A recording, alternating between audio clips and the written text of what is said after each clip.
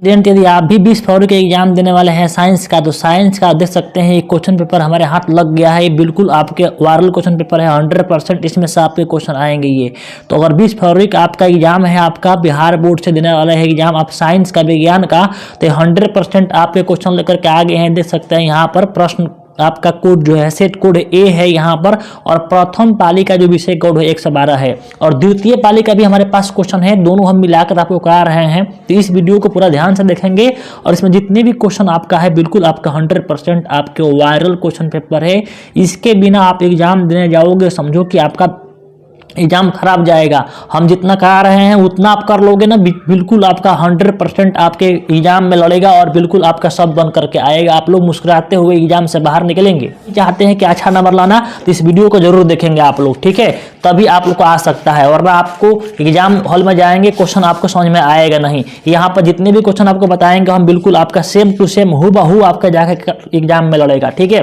देखिए यहाँ पर चलिए शुरुआत करते हैं। तो आप जानते हैं कि यहाँ पर आपके 80 गो प्रश्न दिया रहता है। साइंस में आपका 80 गो प्रश्न दिया रहेगा आप लोग का, उसमें से किसी आपके 40 प्रश्नों का उत्तर दे रहा है, आप देख सकते हैं, और प्रत्येक प्रश्नों के लिए आपका 1 नंबर दिया जाएगा।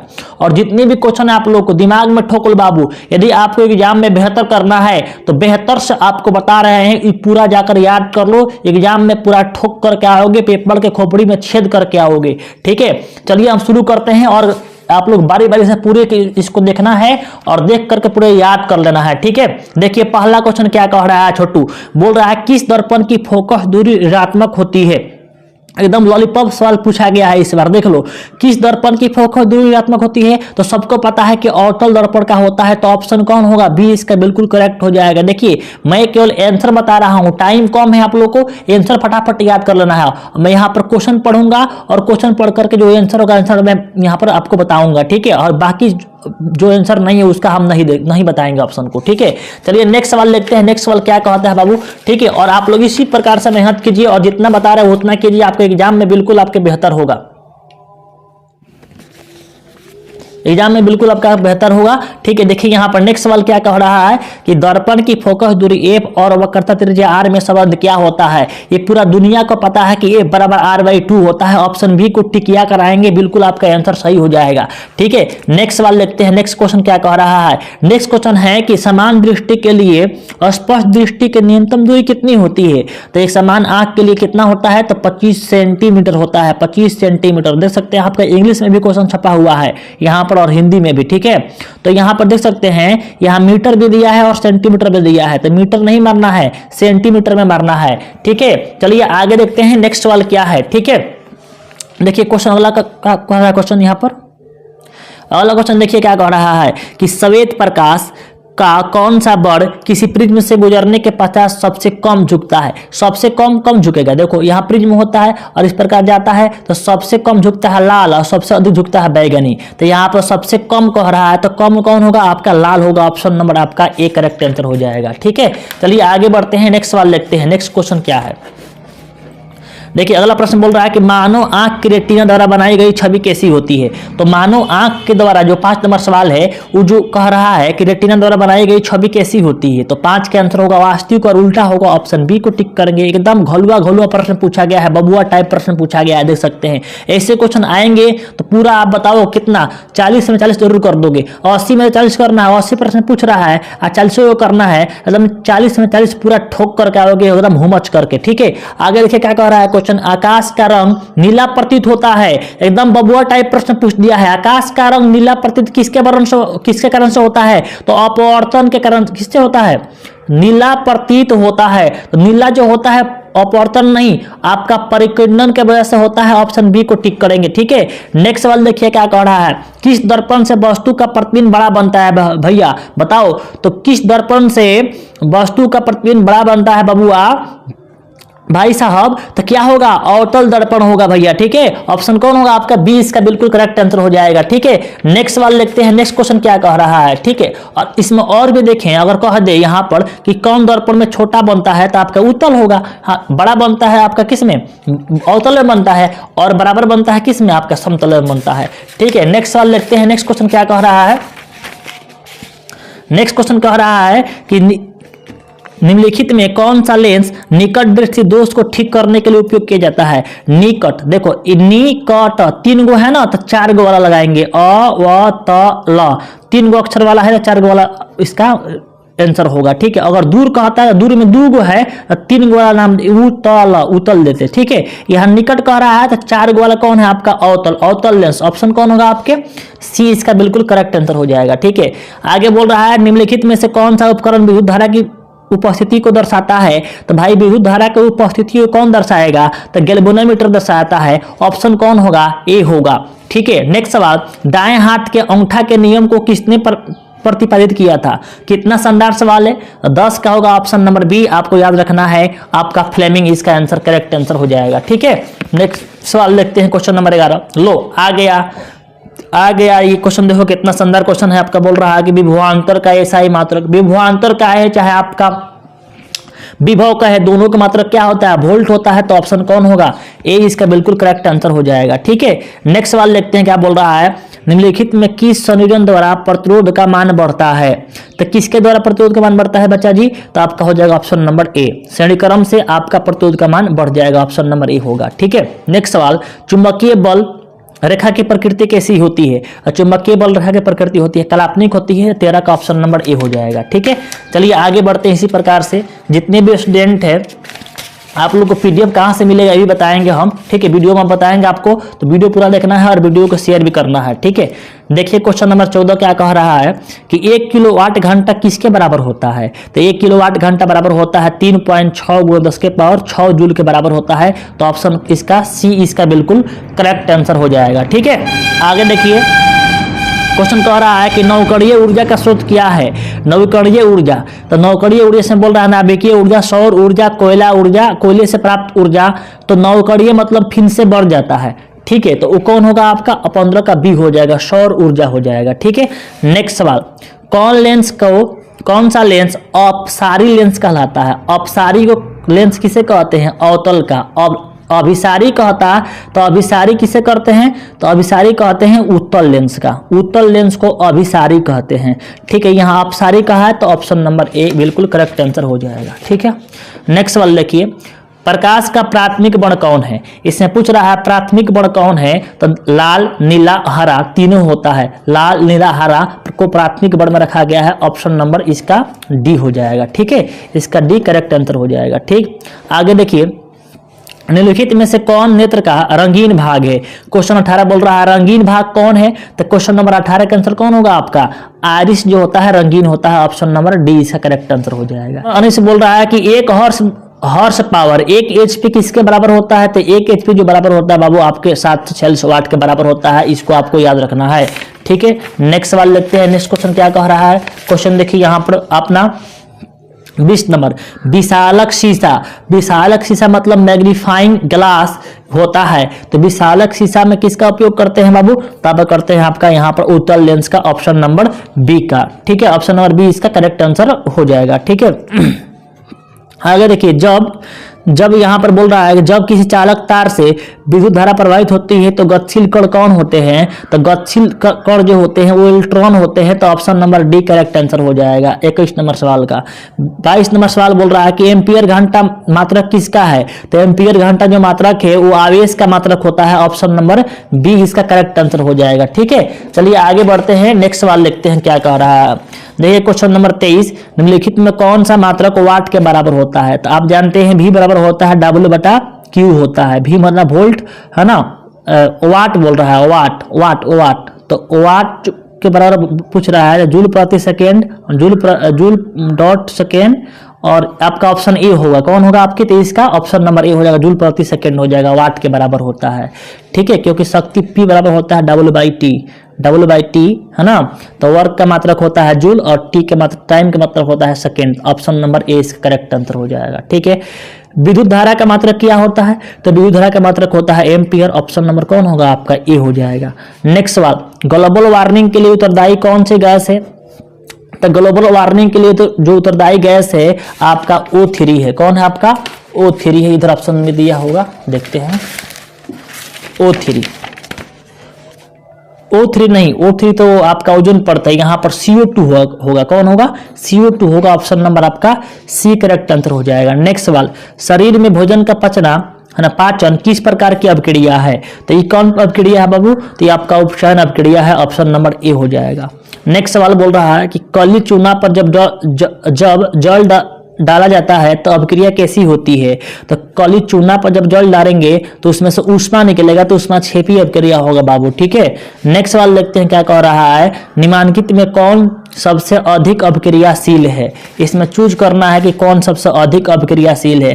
तो अभिक्रियाशील श्रेणी आप पढ़े होंगे, इसमें सबसे अभिक्रियाशील श्रेणी यहाँ पर पारा, आपका AU और सोना चांदी दिया है, तो आपका कॉपर सबसे अधिक अभिक्रियाशील होगा। ऑप्शन नंबर सी हो जाएगा। नेक्स्ट सवाल देखिए क्या कह रहा है 29 नंबर, चूना जल का रासायनिक सूत्र क्या होगा? चूना जल का हो जाएगा CaOH2, कैल्शियम हाइड्रा ऑक्साइड। ठीक है, 29 का आपका कौन होगा? आपका ऑप्शन नंबर डी हो जाएगा। ठीक है, नेक्स्ट सवाल क्या कह रहा है, कोई विलयन लाल लिटमस को नीला कर देता है, उसका pH मान क्या होगा? तो पहले समझो, लाल को नीला कर रहा है, तो ये लाल को नीला कर रहा है, तो इसका मतलब वो क्षारक है। क्या है? क्षारक। और क्षारक का मान 7 से अधिक होता है, तो 7 से अधिक ए भी है और 7 से अधिक ए भी है। इसका मतलब आपका ऑप्शन ए भी है, ऑप्शन बी भी है, और ये दोनों ये कहाँ पर है? ऑप्शन नंबर डी में है, तो option number D correct answer हो जाएगा। एल्काइन में कार्बन कार्बन के बीच कितने सहसंयोजक बंधक होते हैं? देखिए, एल्काइन में पूछ रहा है कितने सहसंयोजक बंधक होता है एल्काइन में। तो एल्काइन जो होता है, याद रख लो आप लोग, एल्केन में आपका सिंगल बंड होता है, एल्कीन में डबल बंड होता है, एल्काइन में ट्रिपल बंड होता है। तो यहाँ पर ऑप्शन होगा इसका हो जाएगा आपके क्वेश्चन नंबर 31 का ऑप्शन सी। नेक्स्ट सवाल, ग्लूकोज का आणविक सूत्र क्या है? ग्लूकोज का आणविक सूत्र पूछ रहा है, तो 32 का आंसर हो जाएगा आपका C6H12O6 ग्लूकोज का हो जाएगा, है ना। किसका हो जाएगा? ग्लूकोज का हो जाएगा। ठीक है, नेक्स्ट सवाल, उच्च वसीय अम्लों के सोडियम लवण कहलाते हैं। तो उच्च वसीय अम्लों के सोडियम लवण को हम क्या बोलते हैं? साबुन कहते हैं। क्या कहते हैं हम लोग? साबुन कहते हैं, साबुन। ऑप्शन नंबर कौन होगा? ए हो जाएगा। ठीक है, आगे देखिए, CHO अभिक्रियाशील मूलक को कहते हैं। तो देखो, O को बोलते हैं, आप यहाँ पर पूछेगा OH को तो हाइड्रोक्साइड मूलक होता है, CHO को तो एल्डिहाइड, COOH को तो कार्बोक्सिलिक होता है। तो यहाँ पर CHO पूछा है तो कौन होगा? एल्डिहाइड होगा। ऑप्शन नंबर ए इसका करेक्ट आंसर हो जाएगा। ठीक है, नेक्स्ट सवाल देखते हैं, क्वेश्चन क्या कह रहा है 35 नंबर। आवर्त सारणी के किसी आवर्त में बाएं से दाएं जाने पर तत्वों की परमाणु त्रिज्या, बाएं से अगर दाएं जाएंगे तो तत्वों की परमाणु त्रिज्या क्या होगी? तो यहाँ पर घटती जाती है। क्या होती है? बाएं से दाएं जाएंगे तो क्या होगी? तत्वों की परमाणु त्रिज्या बाएं से अगर दाएं जाएंगे तो परमाणु त्रिज्या क्या होगी? घटती जाएगी। 35 घटेगी कि बढ़ेगी? बढ़ती जाएगी, नहीं बढ़ती जाएगी, है ना। बाएं से किसी आवर्त में बाएं से दाएं जाने पर तत्वों की परमाणु की त्रिज्या क्या होगी? बढ़ती जाती है। ठीक है, बढ़ती जाती है। ठीक है, एक बार इसे आप लोग चेक कर लीजिएगा। ठीक है, और कमेंट कीजिएगा इसके आंसर की घटेगी कि बढ़ेगी। ठीक है, आगे देखिए क्या कह रहा है क्वेश्चन बोल रहा है, निम्नलिखित तत्वों को उनके अधातु के गुण में बढ़ते क्रम में सजाना है। यहाँ पर दे रखा है, यहाँ पर लिथियम, ऑक्सीजन, कार्बन, बेरिलियम और फ्लोरीन नहीं, क्या दिया है ये? फ्लोरीन तो होगा नहीं, हाँ फ्लोरीन। तो इसका कौन होगा? तो 36 का आंसर हम लोग कौन करेंगे? देखो, तो अधातु गुण पूछ रहा है, तो अधातु गुण जो होगा यहाँ पर पहले सबसे सबसे अधिक अधातु कौन है? आपका ये है, तब ये है। ठीक है, और यहाँ पर उसके बाद कौन है? तो कब कार्बन है, तब कौन है? आपका ये है। तो यहाँ पर बढ़ते क्रम में सजाना है धातु है गुण। तो देखो, सब लिथियम तो धातु है, तो पहले रहेगा लिथियम, है ना। लिथियम इसमें है नहीं पहले, तो ये भी कट गया, ये भी कट गया। लिथियम यहाँ भी नहीं, ये भी कट गया, यही आपका आंसर हो जाएगा। क्योंकि बोल रहा है कि अधातु के गुण में बढ़ते क्रम, तो अधातु के गुण बढ़ते क्रम में लेके जाएंगे तो पहले धातु को पकड़ो। धातु को लिथियम है तो पहले रहेगा और बाकी सब बाद में रहेगा। ऑप्शन नंबर बी हो जाएगा। ठीक है, सिलिकॉन क्या है? सिलिकॉन क्या है? तो सिलिकॉन आपका एक उपधातु है। क्या है आपका? ये उपधातु है। देखिए यहाँ पर ऑप्शन में दिया है उपधातु, ऑप्शन नंबर सी हो जाएगा। निम्नलिखित में कौन विद्युत धनात्मक तत्व है? तो जो धातु होता है विद्युत धनात्मक तत्व होता है, इसमें धातु कौन है? धातु आपका सोडियम है, तो ऑप्शन सी करेक्ट आंसर हो जाएगा। टिहरी बांध का निर्माण किस प्रदेश में किया गया है? तो टिहरी बांध का निर्माण जो है वो किया गया है उत्तराखंड में, इसको आपको याद रखना है। ठीक है। निम्नलिखित में किस धातु को केरोसिन तेल में डुबोकर रखा जाता है, रख सकते हैं? तो आप बच्चों को पता है कि सोडियम Na को रख सकते हैं या उसी को रखा जाता है। तो सोडियम कौन है आपका? ऑप्शन नंबर आपका बी करेक्ट आंसर हो जाएगा। देखिए क्वेश्चन नंबर 41, अपमार्जक से बनाए जाते हैं। अपमार्जक से क्या बनाए जाते हैं? सिर्फ एक्सल, शैम्पू, इजी सर्फ, इसमें सब बनाया जाएगा। तो option number D correct answer हो जाएगा। ठीक है। नेक्स्ट सवाल, सोलर सेल में किसका उपयोग होता है? तो सोलर सेल में उपयोग करते हैं सिलिकॉन का। Option number B correct answer हो जाएगा। निम्नलिखित में से किसका उपयोग खाना बनाने वाले ईंधन में नहीं होता है? बोल रहा है कि खाना बनाने वाले ईंधन में नहीं होता है, किसका उपयोग, है ना? तो देखते हैं क्या दिया है आंसर इसका, है ना? तो 43 के आंसर कौन होगा? तो 43 का ऑप्शन नंबर आपका CNG का उपयोग नहीं करेंगे। देखिए अगर हम करा रहे हैं तो हो सकता है कि 1-2 क्वेश्चन का आंसर मिस हो जाए, तो आप लोग कमेंट करेंगे, क्योंकि हम भी यहाँ पर आंसर आपको यहाँ से ही बोल रहे हैं, है ना? हो सकता है कि गलती हो जाए 1-2, है ना? तो जो गलती हो जाए उसको आप सुधार लीजिएगा या कमेंट कीजिएगा। ठीक है। तो यहाँ बोल रहा है 2Cu + O2 2CO, ऐसे तो हम जितना बता रहे हैं पूरा सही है, बाई चांस 1-2 गलती हो सकता है, मानते हैं। तो 44 का आंसर कौन होगा? इसमें देखिए ऑक्सीजन जाकर जुड़ जा रहा है, तो ऑक्सीजन जुड़ता है तो उससे बोलते हैं ऑक्सीकरण अभिक्रिया। क्या बोलते हैं उसे? ऑक्सीकरण। तो ऑप्शन कौन होगा? आपके ए हो जाएगा। ठीक है। इसमें बोल रहा है कि संतुलित कौन नहीं है, तो इसमें संतुलित सब है, कौन नहीं है? तो याद रखिएगा आपका, इसमें आपको हम बता दे रहे हैं कि बी वाला जो होता है लेड नाइट्रेट वाला आपका संतुलित नहीं होता है। क्वेश्चन आएगा तो यही आएगा, आपका ऑप्शन नंबर बी टिक कर देना है। ठीक है। नेक्स्ट सवाल लिखते हैं। क्वेश्चन नंबर 46 क्या कह रहा है? उदासीन विलयन का पीएच मान किसको नहीं मालूम है? सबको मालूम है कि 7 होता है। ठीक है। निम्नलिखित में कौन दुर्बल अम्ल है? इसमें बोलना है कि बताना है दुर्बल अम्ल कौन है। तो याद रखेंगे यहाँ पर 2 O है उसी को मारिएगा। ठीक है। यहाँ पर CHOO CH3 COOH। ठीक है।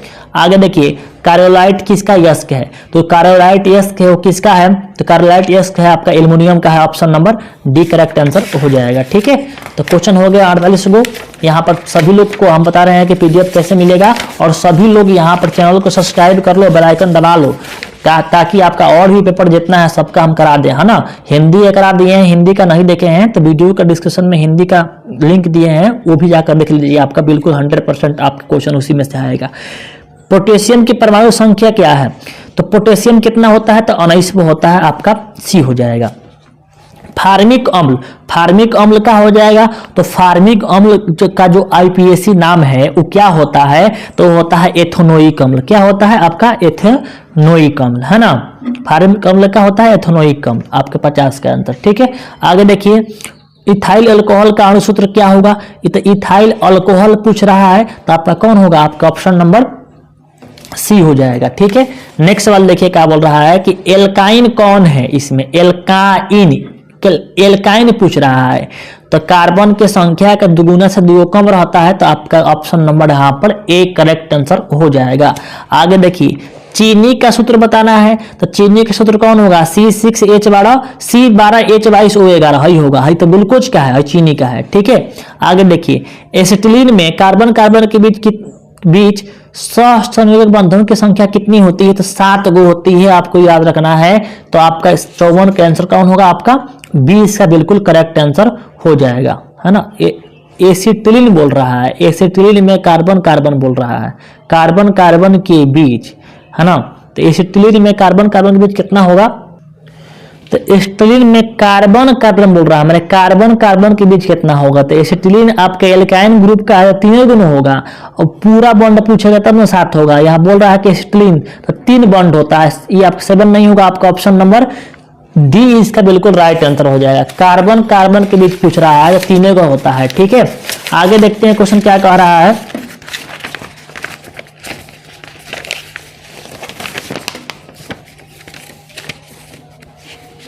नेक्स्ट सवाल देखिए श्वसन के अध्ययन के लिए उपयोगी किए जाने वाले बीज कौन है? तो श्वसन के अध्ययन के लिए उपयोग किए जाने वाले जो बीज है वो क्या होंगे? तो 55 का आंसर होगा ऑप्शन नंबर क्या आपका हो जाएगा? ऑप्शन नंबर बी अंकुरित बीज हो जाएगा। ठीक है।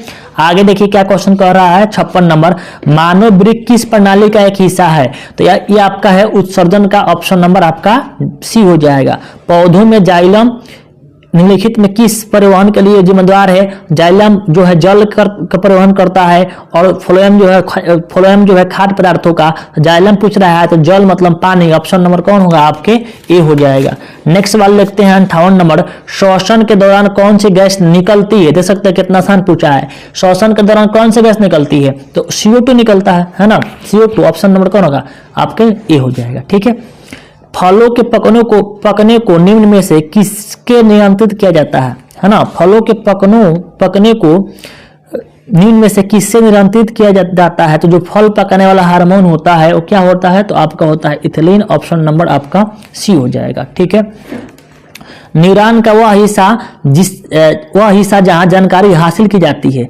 जहां जानकारी हासिल की जाती है उसे क्या बोलते हैं? तो उसे बोलते हैं हम लोग यहाँ पर जहां से मतलब कि ये होता है न्यूरॉन आपका इस प्रकार से होता है, इस प्रकार के आपका होता है, इस प्रकार से, है ना, इस प्रकार से। ठीक है, और यहाँ से आपका डेंड्राइट होता है, वही क्या करता है वो आप यहाँ से सूचना को ग्रहण करता है। तो ऑप्शन कौन होगा आपके ए हो जाएगा। निम्नलिखित में कौन आपातकाल हार्मोन है? 61 नंबर सवाल लिखते हैं क्या दिया है, आपातकाल हार्मोन। तो आपातकाल जो हार्मोन है वो कौन होता है? तो आपका ऑप्शन नंबर ए हो जाएगा, एड्रेनालिन होता है। निम्नलिखित में कौन सी, है ना, निम्नलिखित में से कौन सी अनैच्छिक क्रिया नहीं है? इसमें कौन से अनैच्छिक क्रिया नहीं है? अनैच्छिक मतलब ऐच्छिक बोल रहा है, तो चबाना हो जाएगा, है ना, कौन होगा आपका चबाना। 62 का ऑप्शन डी होगा। मानव में गर्भ की अवधि कितनी होती है? तो मानव में जो गर्भ की अवधि होती है वो होती है आपके 270 दिन, ऑप्शन नंबर ए हो जाएगा। नेक्स्ट सवाल, गंगा एक्शन प्लान कब शुरू हुआ था? तो 64 का आंसर कौन होगा आपका 1986 होगा। इसमें ऑप्शन नहीं दिया है, यहाँ पर सी में भी गलती दिया है, यहाँ हम देख लिए हैं आपका 1986 होगा, जो कि यहाँ पर कौन होगा आपका ऑप्शन नंबर बी होगा। गंगा एक्शन प्लान 1986 में लागू हुआ था। ठीक है, आगे देखिए क्वेश्चन देखते हैं क्या है। क्वेश्चन देखिए 65, मुकुलन द्वारा अलैंगिक जनन किसमें होता है? तो मुकुलन द्वारा किसमें होता है बाबू? तो होता है आपके लिस्ट में होता है, ऑप्शन नंबर ए हो जाएगा। निम्न में कौन सी बीमारी श्वसन तंत्र संबंधित नहीं है? तो 66 का ऑप्शन नंबर डी हो जाएगा। डायरिया और टीबी जो है श्वसन संबंधित नहीं होता है। ठीक है, option number D, sorry TB तो होता है, सी होगा। ठीक है, ए और सी दोनों होगा, तो आपका option number B correct answer हो जाएगा। मनुष्य और अन्य मांसाहारी जीव निम्नलिखित में किसका पाचन नहीं कर सकते हैं? सेल्यूलोज का पाचन नहीं कर सकते हैं, ऑप्शन कौन होगा? बी इसका बिल्कुल करेक्ट आंसर हो जाएगा। ठीक है, नेक्स्ट सवाल देखते हैं क्या कह रहा है सवाल। नेक्स्ट सवाल बोल रहा है ब्रेन हेमरेज का मुख्य कारण क्या है? तो ब्रेन हेमरेज का मुख्य कारण क्या होता है? तो ब्रेन हेमरेज का होता है आपका हाइपरटेंशन, ऑप्शन नंबर कौन हो जाएगा आपके सी हो जाएगा। निम्न में से परजीवी पादप का उदाहरण कौन है? तो परजीवी जो होता है कसकुट्टा होता है, ऑप्शन नंबर कौन हो जाएगा आपके यहाँ पर परजीवी बोल रहा है इसका, तो इसमें सभी हो जाएगा, है ना। बैक्टीरिया, विषाणु, कवक, कसकुट्टा उदाहरण है बोल रहा है, यहाँ पर नहीं होना चाहिए, है ना। तो 69 का आंसर कौन होगा? आप लोग यहाँ पर कमेंट कीजिएगा 69 का आप लोग थोड़ा देख के बताइएगा, तब तक हम चेक करके आप कमेंट कर देंगे। ठीक है, हृदय से रक्त को संपूर्ण शरीर में पंप किया जाता है। तो हृदय जो होता है पंप करता है पूरे शरीर में खून को पंप करता है। किससे करता है? तो वो करता है नीले के द्वारा। किससे करता है? नीले के द्वारा, ऑप्शन नंबर आपका बी हो जाएगा। नेक्स्ट सवाल देखते हैं क्या कह रहा है क्वेश्चन। बोल रहा है कि हाइड्रा में अलैंगिक जनन की विधि क्या है? तो 71 के आंसर आपका ए हो जाएगा, मुकुलन हो जाएगा, आपको याद रखना है। नेक्स्ट सवाल, जनन संचारित रोग क्या है? जनन संचारित रोग सिफिलिस, एड्स, गोनोरिया सभी होता है, ऑप्शन नंबर डी हो जाएगा। पुष्प का सबसे बाहरी भाग क्या होता है? तो पुष्प का सबसे बाहरी भाग बाह्य दलपुंज होता है, ऑप्शन नंबर ए हो जाएगा। फटाफट आंसर हम आपको बता दे रहे हैं ताकि आप लोग को भी टाइम कम है, सब आप लोग तैयारी कर लो। ठीक है, ब्लड समूह ए में कौन सा एंटीबॉडी होता है? तो ब्लड समूह ए में जो होता है आपका इसका उल्टा जो होगा आपका बी हो जाएगा, बी एंटीबॉडी आपका सी करेक्ट आंसर हो जाएगा। रक्त में ग्लूकोज की मात्रा निम्नलिखित में कौन नियंत्रित करता है? तो ये एक प्रकार का हार्मोन होता है जिसका नाम है यहाँ पर सिमेस्ट्रीन है ना, नहीं करता है, कौन नहीं नियंत्रित करता है बोल रहा है। ये भी कंफ्यूजन वाला क्वेश्चन कर दिया है यहाँ पर, है ना। इसमें बोल रहा है कौन नियंत्रित, यहाँ पर नहीं होगा, है ना। कौन नियंत्रित करता है, तो ऑप्शन नंबर ये होगा आपका इंसुलिन जो है रक्त में ग्लूकोज की मात्रा को नियंत्रित करता है, ठीक है। पादप वृद्धि हार्मोन कौन है, तो पादप वृद्धि हार्मोन जो है आपका जिबरेलिन है। कौन है, जिबरेलिन जो होता है आपका पादप को वृद्धि करने का कार्य करता है, ठीक है। नेक्स्ट सवाल देखिए क्या कह रहा है कि हार्मोन स्रावित होता है। हार्मोन कहाँ से स्रावित होता है, तो अंतःस्रावी ग्रंथि से होता है। ऑप्शन नंबर आपका ए हो जाएगा। देखिए यदि आप चाहते हैं कि हमारे ग्रुप में जुड़ना, तो साथ आप ग्रुप में जुड़ने के लिए व्हाट्सएप ग्रुप का लिंक दिया गया है इस वीडियो के डिस्क्रिप्शन में, वहां पर जाकर जुड़ सकते हैं और वहां जुड़ करके वहां पर आप लोग ग्रुप में रहेंगे तो एक साथ में आपको जो भी इंफॉर्मेशन होगा दिया जाएगा। आप ग्रुप फुल हो गया है तो इस नंबर पर आप व्हाट्सएप करेंगे 726-905-1428, तो आपके ग्रुप में जुड़ दिया जाएगा और वहीं पर आपको सब कुछ मिलेगा, है ना। वायरल क्वेश्चन जो है आपका इसका पीडीएफ भी मिल जाएगा, ठीक है। आगे देखिए, मनुष्य में मुख गुहा में कितने जोड़े लाल ग्रंथियां पाई जाती है, तो ये होगा कि इसमें कितना होगा, ऑप्शन नंबर 3 हो जाएगा, है ना। Option number C. एंड्रोजन क्या है, एंड्रोजन क्या है इसमें, तो एंड्रोजन बताना है तो एंड्रोजन जो है आपका एक प्रकार के मेल हार्मोन है। क्या है, मेल हार्मोन है ना, फीमेल नहीं। एस्ट्रोजन कहता है तो फीमेल, एंड्रोजन कहता है तो आपका मेल हो जाएगा। नेक्स्ट सवाल, मटर को अपने प्रयोग के लिए किसने चुना था, तो मेडल ने चुना था। सबसे शानदार, ये आपका समाप्त हुआ। आपका ऑब्जेक्टिव देख लीजिए, मेडल ने चुना था, सबसे आसान क्वेश्चन पूछा गया। अब इसके बाद सब्जेक्टिव हो गया, सब्जेक्टिव भी आपको कराएंगे हम, अगर सब्जेक्टिव के लिए कमेंट करेंगे तो। और ये आपको बता दें कि इसमें से आपके दोनों पाली में मिला करके हम 20 से 30 क्वेश्चन हम डाल दिए हैं। इस पूरे सेट में जितना हम कराए हैं 20 से 30 क्वेश्चन डाल दिए हैं। एक इसका पार्ट 2 भी लेकर आएंगे तो पार्ट 2 में डाल देंगे, 20 से 30 क्वेश्चन डाल देंगे। इस प्रकार से पूरा आपका कंप्लीट हो जाएगा। तो पार्ट 1 अब कहोगे सर प्रथम पाली में पूछेगा कि द्वितीय पाली में, तो प्रथम पाली के 10 क्वेश्चन डाले हैं, द्वितीय पाली के 10 से 12 क्वेश्चन डाल दिए हैं इसमें, इस सेट में। पार्ट 2 में भी डालेंगे, पार्ट 2 लाएंगे तो उसमें भी 10 डाल देंगे, 10 गो फर्स्ट पाली के 10 गो सेकेंड पाली का, है ना। तो पार्ट 1 पार्ट 2 देख लेंगे तो आपका कम से कम यहाँ पर 30 क्वेश्चन तो कंफर्म हो गया। और पार्ट 3 लेकर आएंगे तो समझिए कि आपका 40% दबाना है, उतना आपको कंफर्म हो गया। इसको पूरा याद कर लेना है। इसमें से हर पाली में मैं गारंटी बोल रहा हूं 100%, हर पाली में कितना हो कुछ भी कर ले बोर्ड, क्या कर ले बोर्ड, तो 10 क्वेश्चन तो फिक्स है इसमें से, है ना, एक पाली का, है ना। अब दोनों मिलाकर 20 क्वेश्चन तक 100% गारंटी। बताओ 80 क्वेश्चन है, 20 क्वेश्चन लड़ा देना, आप जान सकते हो इतना बहुत होता है। 80 क्वेश्चन 20 क्वेश्चन आपका 100% रहेगा दोनों पाली में। फिर 80 क्वेश्चन में कराएंगे नेक्स्ट पार्ट में, उसमें भी 20 हो जाएगा। और कहेंगे तो थर्ड पार्ट भी लेकर आएंगे तो 60 क्वेश्चन मैच कर जाएगा आपको। ऐसा नहीं कि पूरा किताब पढ़ना है आपको, मात्र 80 क्वेश्चन में हम 20 आपको लड़ा दे रहे हैं, ठीक है। आप लोग का राय होगा तो सेकंड पार्ट लेकर के आएंगे, सेकंड के बाद थर्ड भी लेकर के आएंगे। और इसके बाद सब्जेक्टिव भी कराएंगे तो आप लोग कमेंट करेंगे, आपको जो चाहिए वो हम आपको देंगे हम। तो मिलते हैं नेक्स्ट वीडियो में।